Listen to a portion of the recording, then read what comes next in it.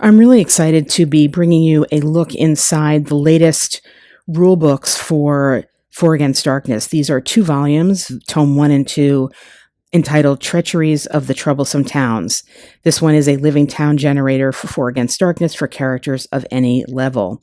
And I thank the designer for sending me this digital copy of it. As we slowly scroll through the credits here, I will say that for those of us who have been playing this game for a while, we have long heard tell of the development of these volumes, and it's really exciting that they are finally here.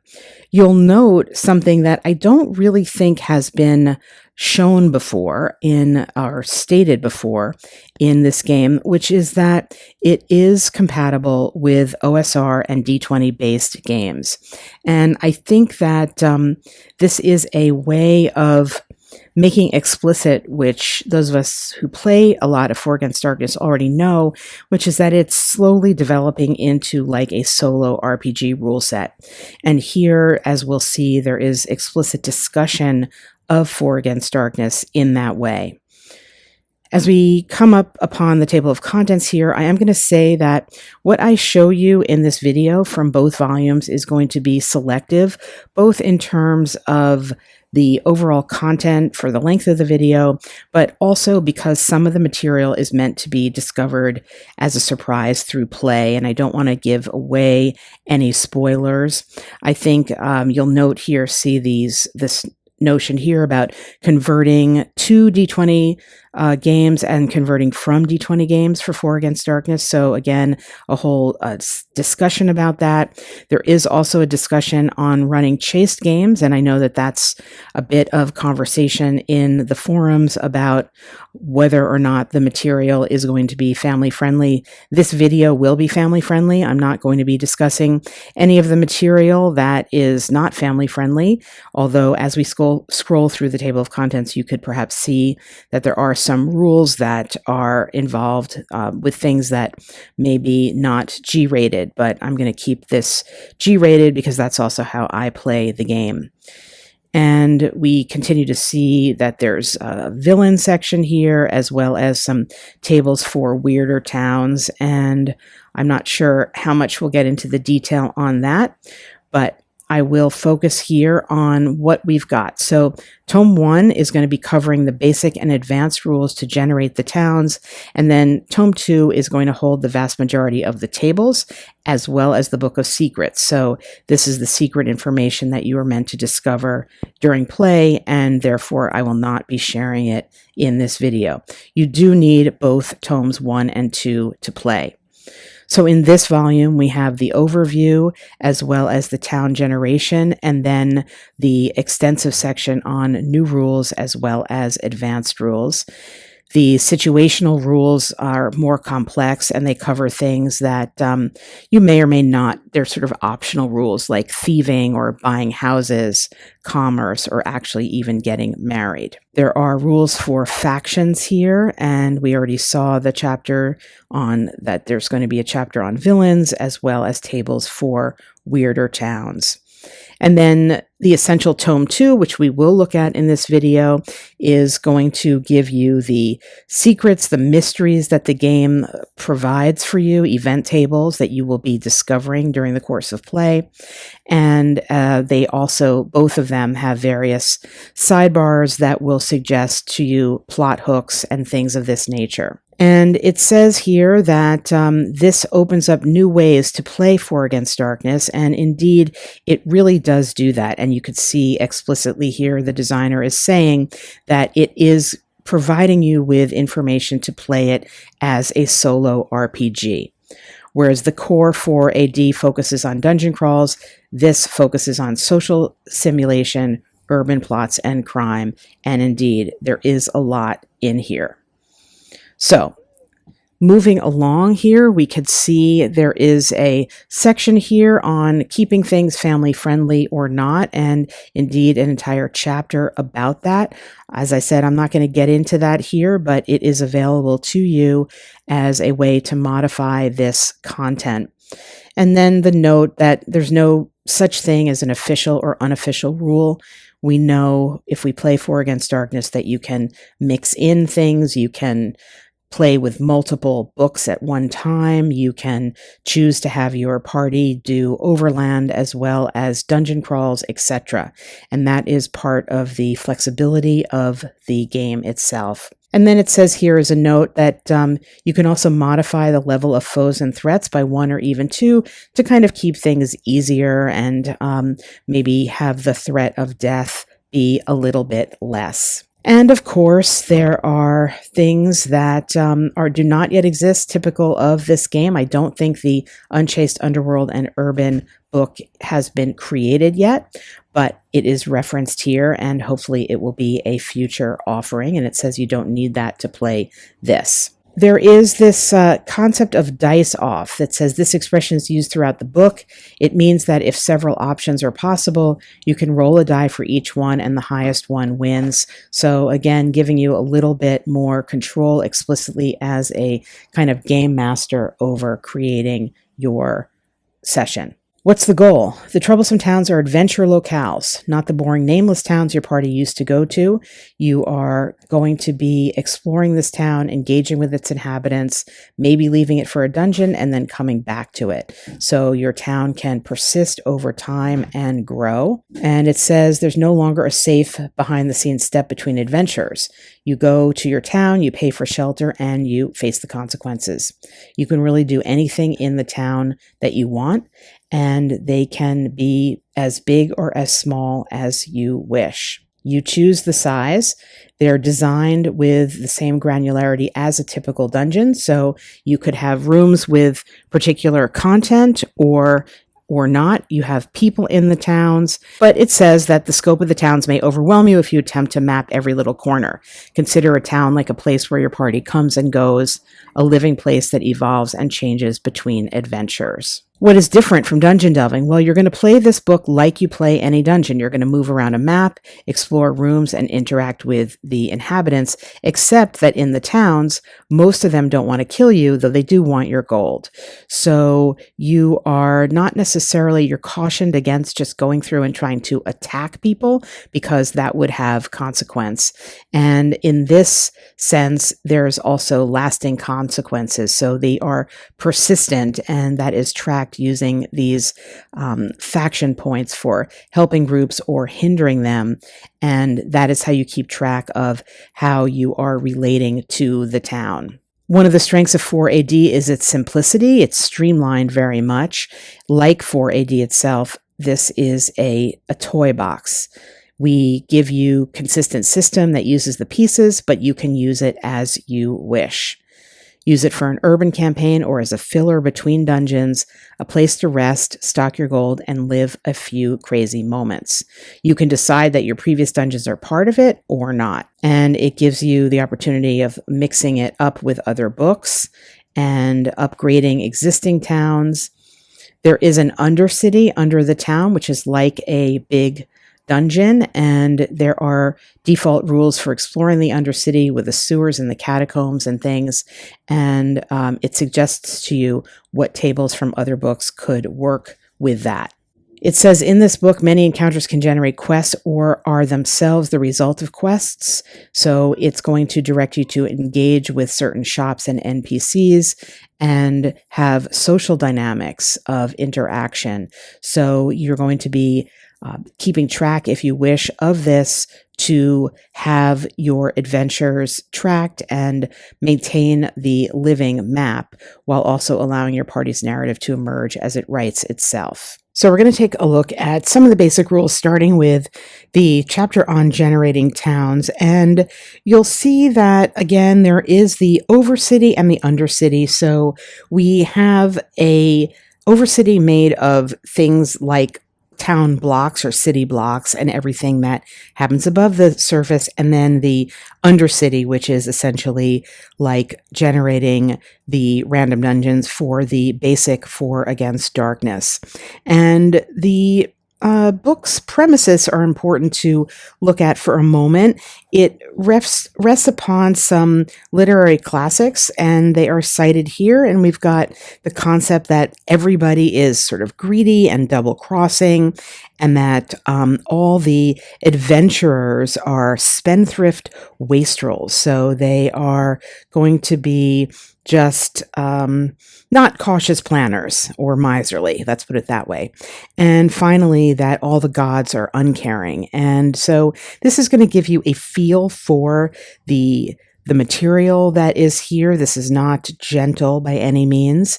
As mentioned, you can keep it family friendly, but it's a place where there's a lot going on, and there's a lot of it that is not necessarily easy to deal with. Although that said, as mentioned, also there's a lot in here that has to do with what I would call social combat or non-combat interactions with NPCs that are not just fighting. So, but before we get to that, we look a little bit at the fact that exploring a whole block takes 1 day.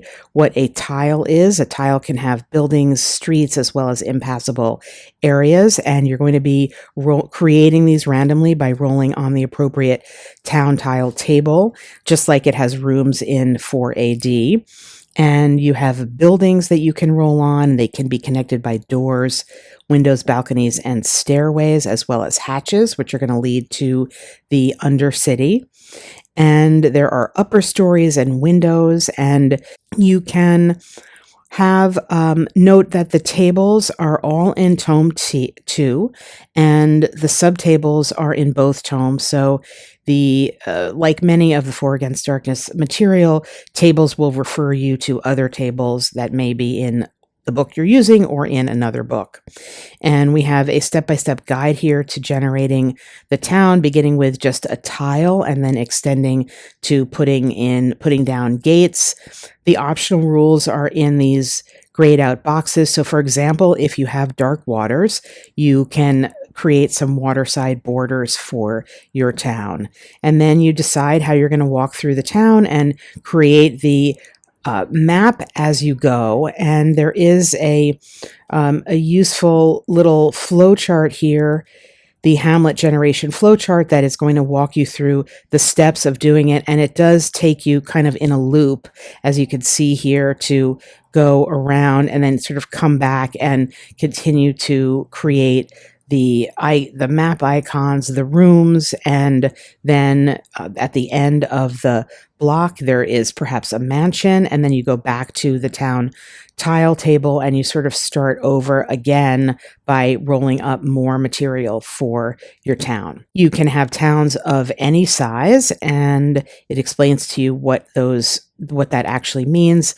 Population doesn't have a direct impact on your town itself. I skipped over a bunch of material that talks about the different iconography you can use for your map, because I want to show you that there is an extended example in the book here of how to make a town. And I think if you get this book, you should probably turn first to this example on page 34, because it really does walk you through everything, including the creation of certain rooms and the various roles on tables. And as you know, if you have the original For Against Darkness, the examples of play or how to actually use the material was missing. So this is very much appreciated, and it goes on for a few pages, and I think is pretty important to show how the town is generated, but also the interaction that a party has with the town, and to really bring home the point that this set of rules, these books, are extending the reach of For Against Darkness explicitly into the realm of solo RPG, that there is just a lot of interaction with a world, and it is a kind of on-the-fly creation of the world. And here's an example of the town that's created and the keys to what the various places are. There is a suggestion later on in the rules to keep journals that you note down what will happen in a particular place, because this is a living on kind of place that your characters will come back to.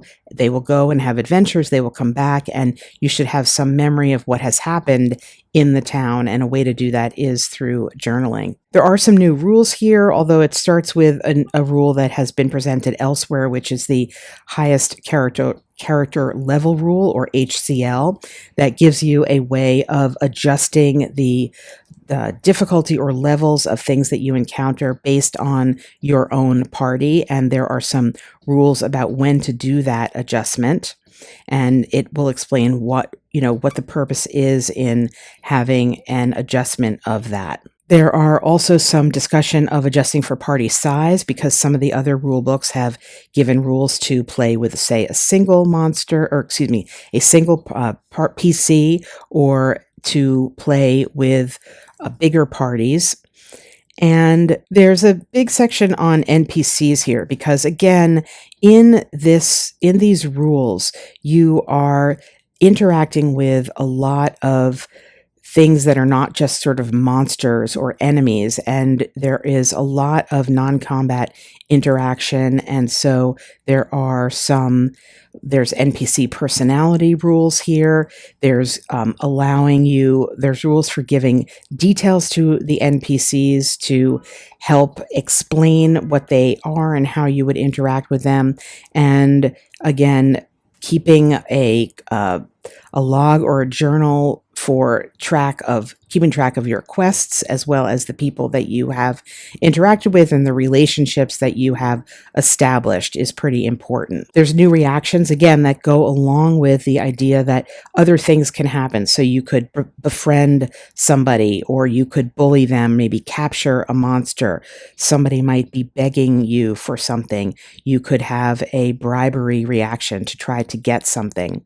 So once again, just expanding the types of interactions that can be had way beyond the basic traveling through a dungeon and trying to kill a monster and get its treasure. Along these lines, there are rules for social saves. So when the text refers to social saves, it encompasses all saves that are resolved by reciprocal non-violent interaction. And there's a list here of what these things could be, as well as a list of save modifiers for various character types that you may be playing. Now, you might not be playing any of these character types, but you could see that there are the various different types of things that are provided for in the rules are quite extensive. And even something like humility, there are some mechanics for adjusting your role based on that. So just once again, the theme is just expanding way beyond the basic For Against Darkness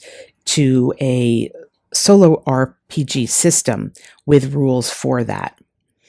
And we get into then a lot of optional rules for things like searching town rooms, how to do a shorter game, and the new uses for old spells. So the ways that some of the spells could be interpreted to be used in this type of town or urban setting. And a little section on or discussion of what to do with rules ambiguity, because you may be using lots of different supplemental material that might not map specifically onto what you're doing here, because again, there's a lot of interplay between you as the player and you as the GM, and it is a discussion here of how to handle some of that. Very useful discussion of how to handle that, and how to mix books and convert things and make rulings, and just some advice on how to do that. A lengthy chapter on situational rules, basically optional rules. I'm not going to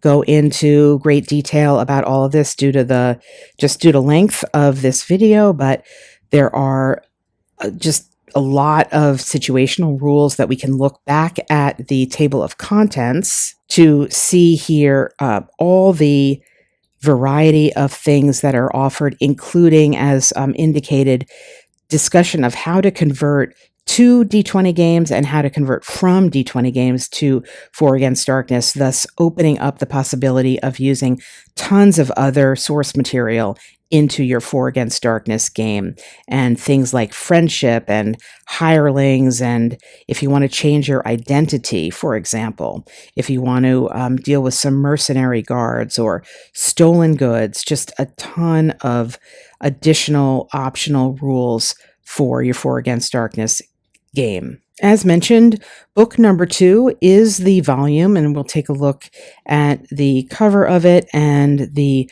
credits for it. I love this piece of art, and I would have that as a poster in my office if I could. This is great. The credits for book number 2 are here, and book number 2 contains the tables basically for the rules that are in book number 1. Again, we have this note that it is compatible with OSR and D20 based games. And I'm not going to really show any of this material beyond the table of contents because it is, as it says here, there's the Book of Secrets, which are things that are meant to be discovered as you play through the game, and then just tons of random tables for your towns that you are creating, and something for all of the rules in that book in terms of NPCs and the factions and the monsters and all of the shops and things, plot twists, undercity tables, quest tables, just a real wealth of material that you have, and then the town tiles table that are going to allow you to build your city, build a map of your city, and maybe in a future video I will actually do that for the channel to show how this actually plays out and how the environment can be created. And then we have finally just some other new skills and a few pre-generated maps, as well as the flowchart for generating the towns. And again, it says that this is a companion to the first volume, which mostly has the rules in it. You're instructed to read the first one first. However, you're not to read the tables in this book before playing because it would spoil the fun. And this is why I'm not really going to get into this book at all beyond this. It is filled with mysteries that some game events and tables will lead you to. That's the Book of Secrets, which are basically a series of paragraphs that will help you provide some narrative direction for what's happening, and then all of the tables that are in the book. So that's as far as I'm going to go and get into tome number 2. I just want to end this video by saying once again that if you are a 4 Against Darkness player and you like that game, this takes it in a just totally expanded direction, and one that I think everyone who loves 4 Against Darkness is going to want to have access to and be a part of. If you're new to 4 Against Darkness, you will need the basic book at the very least to play it. I believe that somewhere says you also need the rules, rules that will take your characters from levels 5 to 9. I'm not totally sure about that, but at the least, you'll need the basic rules, and you can look online to find out exactly what else is needed if you're new to 4 Against Darkness. But it is just the biggest expansion yet to the game, as far as I know, and absolutely essential and really welcome from the perspective of the solo RPG player who, probably like me, has been tinkering around with the books for a while now to expand the ways in which our characters interact with the world. And here now we have just a ton of rules that let us, that provide a structure for us to do that from the designer themselves. Thanks for watching.